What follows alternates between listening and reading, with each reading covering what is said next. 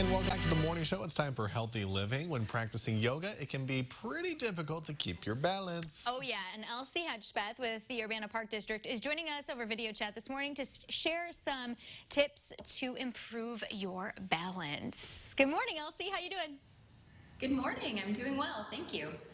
Good. So first question that I have is, what are some of the hardest poses? I think it depends on where your personal weaknesses lie, I guess. Many people really do struggle with anything that incorporates balance, especially as we get older. So it really is something that you need to be trying to actively work on and incorporate into your workout. I know personally, just from sitting so much at work, I have issues when I'm going Walking? home. No. Yeah, just walking out to my car. And I've noticed just in the last few years that my balance has kind of gone down just a little bit. Do you have a few tips and tricks for maybe just after work or even before work to help improve that? Yeah, just a few quick tips in terms of working on your balance. You can do some quick yoga-based exercises. Anytime that you're working on your balance, you really want to be, number one, mindful of the surface that you're trying to practice on. So you can see I'm on a wood floor right now, and if I was going to maybe in a yoga class be doing this on a yoga mat, just make sure that it's a little bit thinner, because anytime you're adding a thick mat, it causes you to be a little bit more imbalanced. A lot of people think, oh, it's soft, it's squishy, it's a mat. That can really cause you some subtle imbalances and make it even that much more difficult for you. So hard surfaces are better. You can't see my feet right now, but I am actually in socked feet.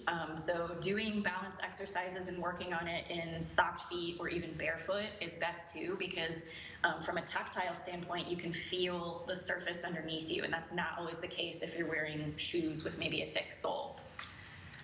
Another tip that I have is when working on balance, try and maintain a focal point that's at least eye level, if not a little bit higher, because your goal is you're trying to stay upright, you're trying to stay uplifted. So even a focal point that's a little bit higher than eye level is going to cause you to really stand up straight and aim to stay up. So rather than looking down at the ground when you're trying to balance, make sure that you're looking eye level or looking up. And then lastly, anytime that you're working on balance, really try to brace your core, okay? So just tightening those core muscles anytime that you're trying to work on balance. What are some of the best yoga style exercises that we can do to help improve our balance? So I'm going to show you two, and I like these two in particular because they tend to be able to build. So you can actively see your progress as your balance is getting better. So the first of which is tree pose. And I like this one because, like I said, you can see as you're advancing from like beginner to intermediate to advanced.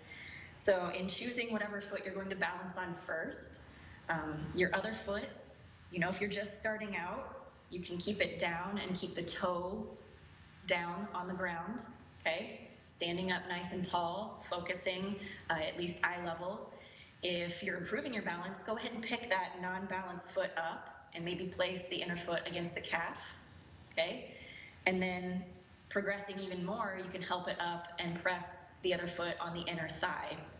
Hands-wise, I always tell people, if this helps you balance, that's perfectly fine.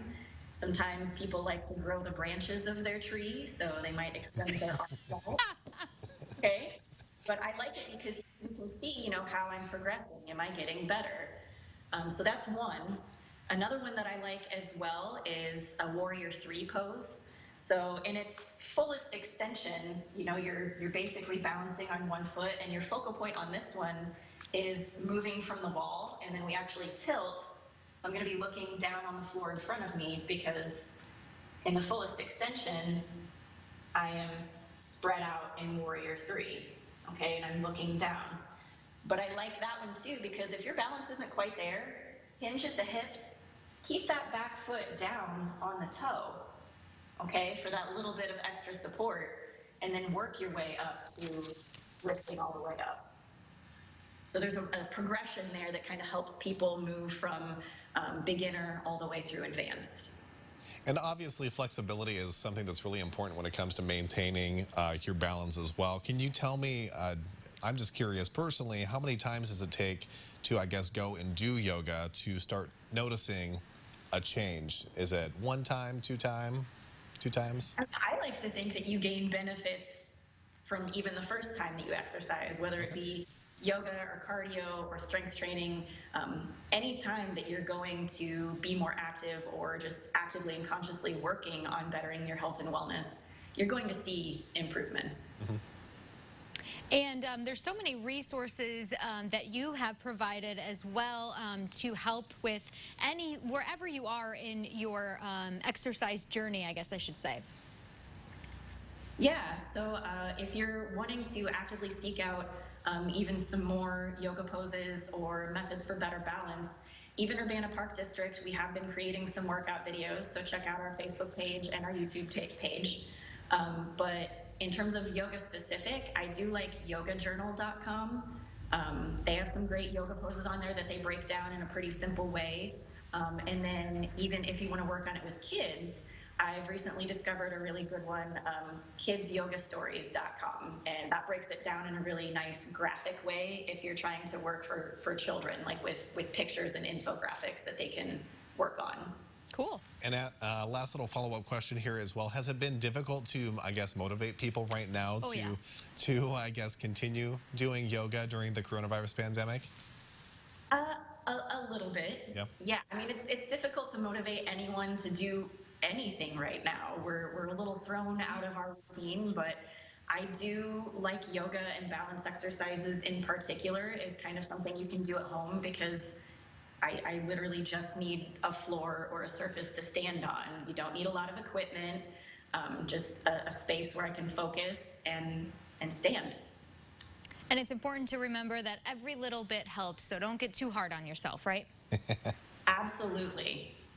All right, Elsie, thank you so much for your time. We appreciate you this Friday.